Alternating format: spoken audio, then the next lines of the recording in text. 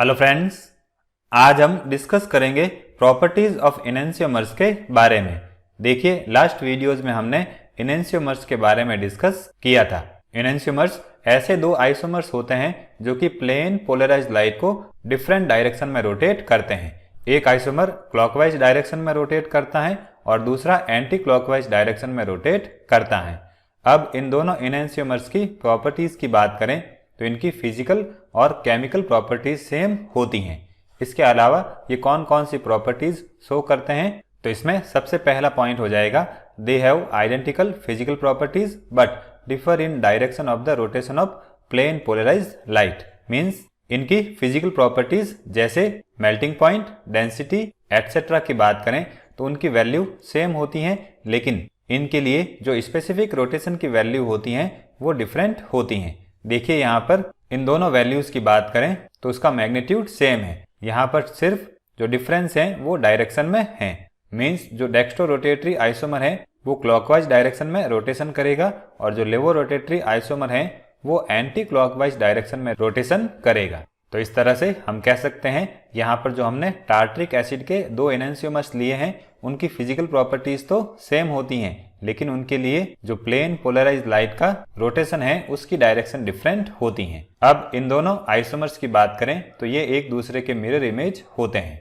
फिर second point हो जाएगा ऐसे इनेंशियोमर्स के बारे में जो कि ऑप्टिकली इनएक्टिव रिएजेंट्स के साथ सेम केमिकल प्रॉपर्टीज शो करते हैं। देखिए, अगर हम दो इनेंशियोमर्स की बात करें तो उनका स्ट्रक्चरल एनवायरनमेंट सेम होता है। मींस उनका जो स्ट्रक्चरल फॉर्मूला है वो सेम होता है। तो इस वजह से ये क्या करते हैं, जो ऑप्टिकली इनएक्टिव रिएजेंट्स हैं उनके साथ सिमिलर रिएक्शंस शो करते हैं। और जब ये ऑप्टिकली इनएक्टिव रिएजेंट उन इनेंशियोमर्स के साथ रिएक्शन करते हैं तो उनको एक ही तरह का स्ट्रक्चरल एनवायरनमेंट मिलता है। इस वजह से वो एक तरह की रिएक्शन शो करते हैं। जैसे अगर हम 2-मिथाइल-1-ब्यूटेनॉल के इनेंशियोमर्स की बात करें तो वो कंसंट्रेटेड H2SO4, HBr और एसिटिक एसिड के साथ सिमिलर रिएक्शन शो करते हैं।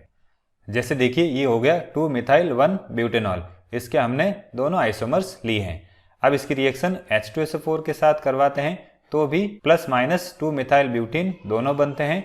अगर HBr के साथ रिएक्शन करवाते हैं तो भी प्लस माइनस 2-मिथाइल-ब्यूटाइल ब्रोमाइड बनते हैं, और एसिटिक एसिड के साथ इसका एस्टरिफिकेशन करवाते हैं तो भी प्लस माइनस एस्टर्स बनते हैं। तो यहाँ पर ये जो सिमिलर रिएक्शंस हो रही हैं वो सिमिलर स्ट्रक्चरल फॉर्मूला की वजह से हो रही है। फिर थर्ड पॉइंट में ऐसे इनेंशियोमर्स की बात करें जो कि ऑप्टिकली एक्टिव रिएजेंट्स के साथ अगर रिएक्शन करते हैं तो डिफरेंट केमिकल प्रॉपर्टीज शो करते हैं।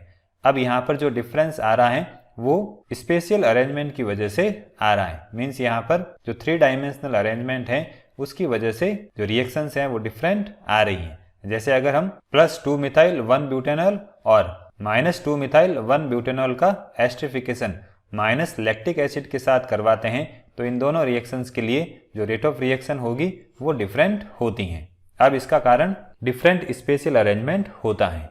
अब देखिए, अगर हम सेकंड और थर्ड पॉइंट की बात करें तो सेकंड पॉइंट में हमने ऑप्टिकली इनएक्टिव रिएजेंट्स लिए थे और थर्ड पॉइंट में हमने ऑप्टिकली एक्टिव रिएजेंट्स लिए हैं। अब इन दोनों रिएक्शंस में जो प्रोडक्ट्स बनते हैं उसमें डिफरेंट क्यों आता है, तो देखिए, जब सेकंड पॉइंट की बात करें तो उसमें जब रिएक्शन होती है तो जो इंटरमीडिएट बनते हैं वो ऑप्टिकली एक्टिव होते हैं और एक दूसरे की मिरर इमेज होते हैं। इस वजह से उन दोनों की जो रेट ऑफ रिएक्शन है वो सेम रहती है। फिर थर्ड पॉइंट की बात करें तो जब ऑप्टिकली एक्टिव रिएजेंट्स इनेंशियोमर्स के साथ रिएक्शन करते हैं तो जो इंटरमीडिएट बनते हैं उनकी मिरर इमेज नहीं बनती है और इस वजह से उनकी एनर्जी भी सेम नहीं होती है और उनके लिए जो एक्टिवेशन एनर्जी है वो भी डिफरेंट होगी और रेट ऑफ रिएक्शन भी डिफरेंट होती हैं। फिर बात करते हैं फोर्थ पॉइंट में ऐसे इनेंशियोमर्स की जिनकी बायोलॉजिकल प्रॉपर्टीज डिफरेंट होती हैं। तो देखिए, अगर हम प्लस ग्लूकोज की बात करें तो ये एनिमल मेटाबॉलिज्म और फर्मेंटेशन में एक इम्पोर्टेंट रोल प्ले करता है, लेकिन अगर हम माइनस ग्लूकोज की बात करें तो इनका मेटाबॉलिज्म एनिमल्स के थ्रू नहीं हो सकता और ये यीस्ट के थ्रू भी फर्मेंटेड नहीं हो सकते। फिर अगर हम माइनस एड्रेनलिन की हार्मोनल एक्टिविटी की बात करें तो वो उसके इनेंशियोमर से कई ज्यादा होती हैं, मींस प्लस से कई ज्यादा होती हैं।